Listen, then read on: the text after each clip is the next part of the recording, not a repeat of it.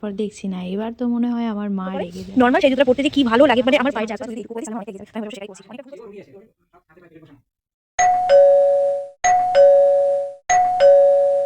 Good morning. আজ হলো রবিবার, এখন ঘড়িতে সময় সকাল 8:30। আজ যেহেতু পড়ানো ছুটি, তাই ঘুম থেকে একটু লেট করে উঠলাম। আজ 11 তারিখ, 11ই জানুয়ারি, রবিবার তো। গতকাল থেকেই ভাবছিলাম কোথাও একটু ঘুরতে যাওয়ার জন্য, কিন্তু আজ যেহেতু বুনুর একটু কাজ আছে, বুনু বেরোবে, তো সেই কারণের জন্য আমাদের চারজনের আর কোথাও একসাথে বেরোনো আজ হলো না। তো অনেকটা লেট করে উঠেছি, বুনু অনেক আগেই উঠে গেছে আমার আগে, ও স্নান সেরে বেরিয়েও গেছে, আমাকে বলে গেছে, কিন্তু আমার আর ওঠা হয়নি। সপ্তাহে 2 দিন আমি ফাঁকা পাই, তো সেই জন্য এই 2 দিন আমি একটু লেট করেই ঘুম থেকে উঠি।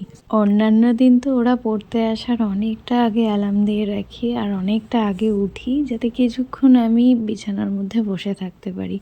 এটা আমার প্রত্যেকটা দিনের অভ্যাস, শীত গ্রীষ্ম বর্ষা, যে উঠে কিছুক্ষণ বিছানায় বসে থাকতে হবে, তারপর আমি নামি। তো আজকে যেহেতু ছুটির দিন, বিগত দিনগুলো উঠে বসে আমাকে নেমে যেতে হয়, কিন্তু আজকে না একদম মন চাইছিল না নামার জন্যে। তাই টুপিটা পরে মন করছিল আবার শুয়ে পড়ি, তাই শুয়েও পড়েছি। তারপর শুয়ে শুয়ে অনেকক্ষণ একটু ফোন ঘেঁটেছি, তারপর দেখছি না, এবার তো মনে হয় আমার মা রেগে যাবে, আর মায়ের রাগ মুখ দেখতে আমার ভালো লাগবে না। তাই তখন ঘড়িতে সময় আরও বেশি হয়ে গেছে, আমি উঠেও পড়েছি। এখন প্রায় ঘড়িতে সময় হয়ে গেছে 9:51। লিটারেলি আমার উঠতে এখন ইচ্ছা করছে না, মানে ঘুম ভেঙে গেছে, কিন্তু বিছানা থেকে উঠতে আর ইচ্ছা করছে না। মা অনেকবার ডেকেছে, দিয়ে মা লাইটটা অন করে রেখে চলে গেছে, যে লাইট অফ হবে না, কারেন্ট পুরুক, তোকে ওঠ এবার। তো এবার উঠবো, অনেকক্ষণ ধরে উঠবো উঠবো করে উঠতে আর পারছি না। তো চলো উঠি এবার আস্তে আস্তে। বুনু তো আমার আগে উঠে গেছে, আর আমার উঠতে অনেকটা লেট হয়েছে, তাই উঠেই প্রথমে আগে বেডটাকে ক্লিন করে নিচ্ছি। আর এই কম্বল ভাঁজ করাটা অনেকটা টাফ। আগে এমনি খোলা কম্বল ছিল, ভাঁজ করতে প্রবলেম হতো না, আর এখন এই কম্বলের কভার পরানোতে কম্বলটা ভেতরে গুটিয়ে থাকে, কম্বলটা ভাঁজ করতে আমার ভীষণ প্রবলেম হয়। কম্বলটাকে ভাঁজ করে নিয়েছি, এবার একে একে বালিশ আর কল বালিশগুলোকে সাজিয়ে গুছিয়ে নিচ্ছি। ঘড়িতে সময় হলো 11টা বাজতে 10 মিনিট বাকি। তো বাবু বাজার করে দিয়ে বেরিয়েছে, তো এখানে সব সবজি টবজি ছড়ানো। আমি ব্রাশ করতে করতে কিছুটা নিয়ে বসেছিলাম, তো মুখ টুক ধুয়ে এলাম। এখন এগুলো গুছোতে হবে, আর আজকে যা রান্না হবে সেটা মা আমাকে বলে রেখে গেছে। মা গেছে ওপরে, মায়ের শরীরটা ভালো লাগছে না, তো সবজিটা কেটে আমি রেডি করব। এখন এগুলো গুছাবো। তার আগে আমার খাওয়ার জন্যে আমি ওই বেগুনটা থেকে 2টো বেগুন কেটে রেখেছি, সেই বেগুন 2টো কেটে আগে ভাতটা খেয়ে নেব। সকালে মা গরম ভাত করেছে, তো আলু ভাজা করছে, আলু ভাজাটা খেতে ভালো লাগছে না, তো আমি এখানে 2 পিস বেগুন কেটে নিয়েছি, এটা ভাজবো। ভেজে আগে সকালের খাওয়া দাওয়াটা করে নেবো। এখন প্রায় 11টা বেজে গেছে, ঝটপট খাওয়া দাওয়াটা করতে হবে, তারপরে এগুলো গুছিয়ে রান্নাটা রেডি করে দিতে হবে মাকে। ওই যে মা ওখানে রান্না বান্না করছে, রান্না সব কিছু গুছিয়ে গাছিয়ে দিয়েছিলাম। এখন মা মাছ ভাজছে, তাই তো? মাছ ভাজা হচ্ছে তো, মাছ ভাজা হচ্ছে। মা রান্না বান্না করুক, আর অনেকক্ষণ ধরে আমি ওখানে বসে বসে রোদ পোহাচ্ছিলাম, ওখানটায় রোদ এসছে, ছাদে যেতে ভাল লাগছিল না। তো এখন যাই, স্নানটা আগে সেরে নিই। এখন ঘড়িতে প্রায় সময় হয়ে গেছে এই 12:30 মতন, মানে আমার সবজি কাটা হয়ে গেছিলো, তারপরে আমি মাকে ডাক দিয়েছি। আর আমি না আজকে বাবুর জুতো পরেছি, ছোট থেকে এমনি বাইরে মানে জলের কোনো কাজ না করলে বাবুর এই জুতোটা পরি, কি যে ভালো লাগে। এই জুতোটা নয়, বাবুর যখনই যেরকম জুতো পরে নর্মাল, সেই জুতোটা পরতে যে কি ভালো লাগে, মানে আমার পায়ের চারপাশ থেকে পুরো জুতোটা কভার করে রাখে, আমার তো বেশ ভালো লাগে। তাই আমি অনেকক্ষণ ধরে এখানে বসে বসে রোদ পোহাচ্ছিলাম, আর ওইখানে সরস্বতী পুজোর প্যান্ডেল হচ্ছে, ওই দেখো। কি হলাম আমি, বাবু এসে গেছে, বাবু দোকানে বসেছিল, তো বাবু স্নান করতে ঢুকবে, তার আগে আমি ঢুকে স্নানটা সেরে নিই, নাহলে বাবু আবার একটু রাগারাগি করবে। তো যাই, কারণ বাবু বলে যে তাড়াতাড়ি চান করতে হয়, বাড়ির মেয়েদের দেরি করাটা উচিত নয়। তো শীত লাগছিল, তাই একটু রোদে বসেছিলাম। এখন যাই আগে স্নানটা সেরে নিই।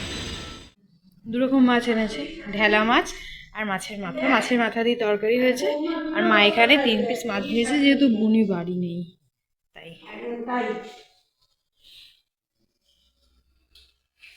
ভিডিওটা সবাই কোথা থেকে দেখছেন অবশ্যই কমেন্টে জানিয়ে যাবেন। যারা চ্যানেলে নতুন আছেন অবশ্যই চ্যানেলটা সাবস্ক্রাইব করে নেবেন, পাশে থাকা বেল বাটনটা বাজিয়ে দেবেন, যাতে পরবর্তীতে আসা সকল নতুন ভিডিওর নোটিফিকেশান আপনারা সবার আগেই পেয়ে যান। আজকের লাঞ্চের মেনু তো বললাম, নতুন আলু, মটরশুঁটি, ধনেপাতা দিয়ে মাছের মাথার একটা তরকারি করেছে। একদম মাছের তরকারির মতনই খেতে হয় আর দারুণ লাগে। তোমরা কারা কারা আছো বলো তো আমার মতন এরকম এক পদ তরকারি দিয়ে দুপুরের খাওয়া সেরে নাও? অবশ্যই কিন্তু আমাকে জানিয়ে যেও। তারপর আমি আর মা এসেছি একটু ছাদে, শীতের দুপুরে ছাদে তো আসতেই হবে।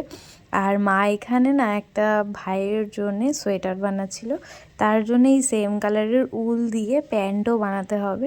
এটা পুরোটাই কুরুশে হচ্ছে, তো আমি একটু একটু কুরুশের কাজ জানি, মানে চেন করা, ঘর তোলা। তো সেটাই মা আমাকে বলছিল যে তুই যদি এইটুকুও করে দিস তাহলে আমার অনেকটা এগিয়ে যাবে। তো আমি বসে বসে সেটাই করছি। অনেকটা ভুল হচ্ছিল, তাও তার মাঝখান থেকে কিছুটা কিছুটা ঠিক হচ্ছে।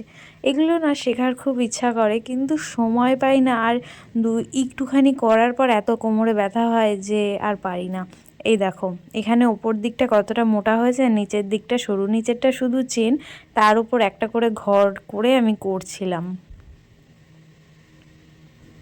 এরপর কাকা এসেছিল, সন্ধ্যাবেলা করেছিলাম কফি।